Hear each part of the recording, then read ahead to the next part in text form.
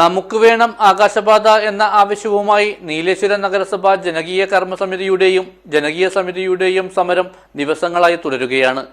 സമരത്തിന് ഐക്യദാർഢ്യം പ്രഖ്യാപിച്ച് നിരവധി സംഘടനകളാണ് സമരപന്തലിൽ എത്തുന്നത്. This news sponsored by Bobby Chamanur International Jewelers, traditionally trusted for 162 years. നമുക്ക് വേണം ആകാശപാത എന്ന ആവശ്യവുമായി നീലേശ്വരം നഗരസഭ ജനകീയ കർമ്മസമിതിയുടെ സമരം 29-ാം ദിവസവും ജനകീയ സമിതിയുടെ സമരം 66-ാം ദിവസവും പിന്നിട്ടു. ഇരു സമിതിയും നടത്തുന്ന സമരത്തിന് ഐക്യദാർഢ്യം പ്രഖ്യാപിച്ച് നിരവധി സംഘടനകളാണ് സമരപന്തലുകളിൽ എത്തുന്നത്.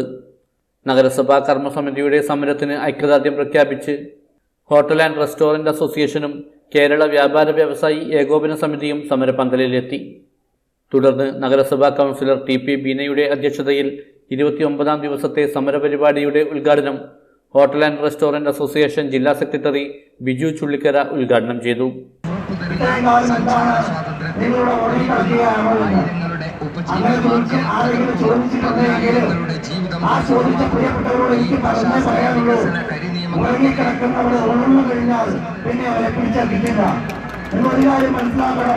കളിക്കളം നിറഞ്ഞ് പന്ത് കളിക്കുമ്പോൾ ആ പന്ത് തട്ടി ഹോട്ടലിൽ അടിച്ചുവിടുന്ന കഴിവുള്ളവരെ കൂടെ നിന്ന് കൊടുക്കണം, അവരെ കൂടെ മുദ്രാവാക്യം വിളിക്കണം.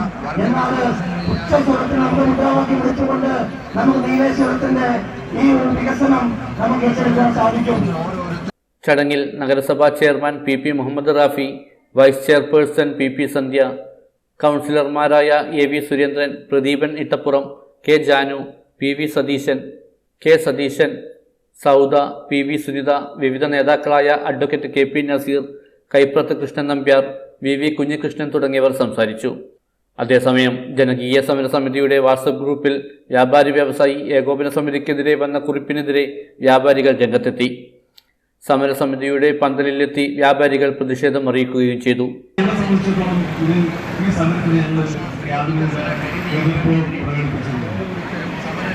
എന്നാൽ ദിവസങ്ങൾ കഴിഞ്ഞപ്പോൾ ഇവർ വ്യാപാരി വ്യവസായി ഏകോപന സമിതി മുനിസിപ്പാലിറ്റിയുമായി സഹകരിച്ചുകൊണ്ട് സമരത്തിലിറങ്ങുകയാണ്. ഇവിടെ ദീർഘകാല സമരത്തിലുള്ള സംഘടനയെ പരിഗണിക്കുന്നില്ല എന്നുള്ള രീതിയിലുള്ള പ്രസംഗങ്ങളും വാർത്തകളുമാണ് അവർ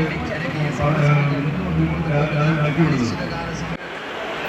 എന്നിട്ട് നമ്മൾ പ്രലോഭനപരമായി ഒന്നും തന്നെ ചെയ്തിട്ടില്ല. News bureau, Nileshwaram.